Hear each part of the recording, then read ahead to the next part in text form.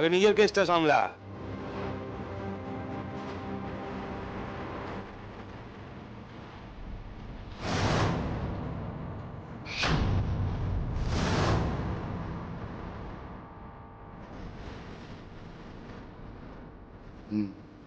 বৌদি,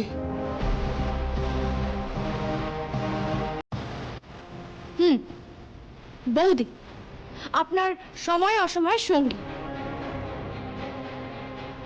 অস্বীকার করে আর কোনো লাভ নেই মিলিন বাবু, কারণ আপনার বৌদি সবটা স্বীকার করে নিয়েছে।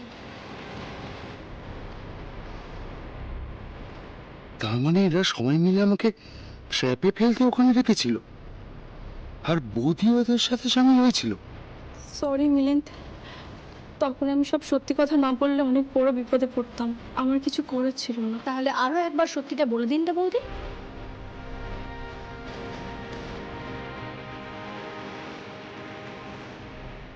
বলুন।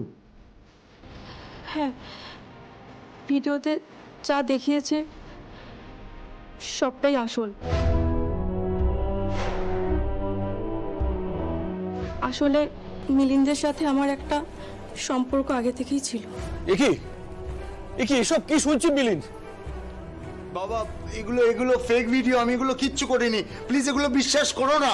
আগে হলে বিশ্বাস করতাম না,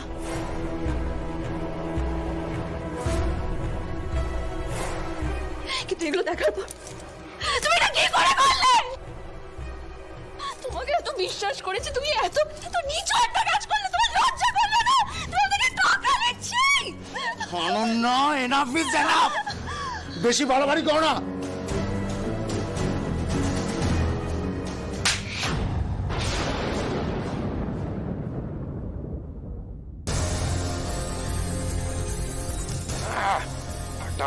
কে বাড়াবাড়ি করছে? হ্যাঁ, বাড়াবাড়িটা কে করছে? আপনি করছেন। এখানে দাঁড়িয়ে কোনো বাড়াবাড়ি করবেন না। এত নোংরা জঘন্য একটা কাজ করার পরে বড় গলায় কথা বলছেন। একেই বলে চোরের মায়ের বড় গলা। একদম চুপ, আর একটা কথা আপনি বলবেন না, একদম চুপ। ম্যাডাম, আপনি জানেন শুধুমাত্র উনি এই কাণ্ড ঘটিয়েছেন তা নয়, আরো অনেক কর্মকাণ্ড উনি আগের থেকে প্ল্যান করে রেখেছিলেন, তাই না?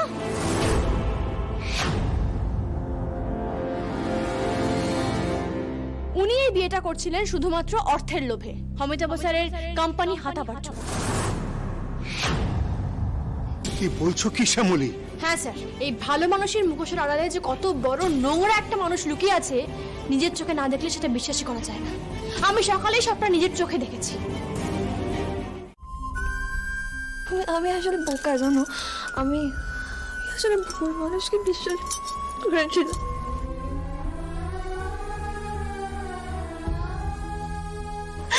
আমি আসলে ভুল মানুষকে বিশ্বাস করে বিয়েটাকে নিয়ে কত স্বপ্ন দেখেছিলাম, জানো, কত দূর অব্দি ভেবেছিলাম। আমি মানুষকে না চিনেই ভবিষ্যতের কথা ভেবে নিয়েছিলাম। আমি কত বড় বোকা বলো। ম্যাডাম, এখানে তো জীবনটা শেষ হয়ে যায় না। বলুন, পুরো জীবনটা এখনো বাকি আছে। এভাবে কাঁদবেন না ম্যাডাম, এভাবে কাঁদবেন না। না, শেষ হয়তো যেত, বলো, আজকে যদি বিয়েটা হয়ে যেত, তুমি আর অনেকে আমাকে কত বড় বিপদের হাত থেকে বাঁচালে।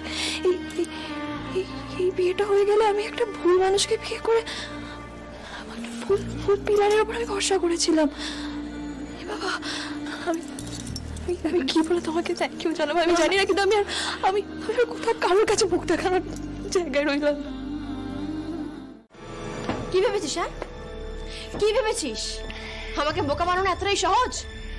খাবারগুলো নষ্ট করে দিয়ে আসবি আর আমি টেরটাও পাবো না? এই রে, ও কি করে জানলো? কেউ কি আমাদেরকে দেখে নিয়েছিল নাকি?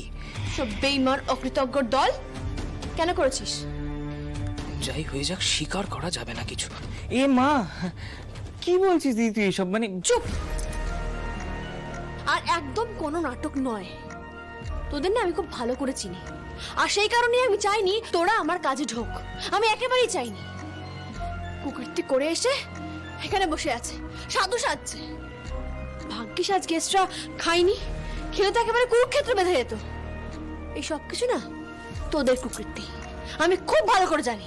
না না দিদি, তুমি আমাকে ভুল বুঝছো। এই শোনো, তুমি একদম কথা বলবে না ছায়া। তুমিও ওর সঙ্গে সামিল ছিলে।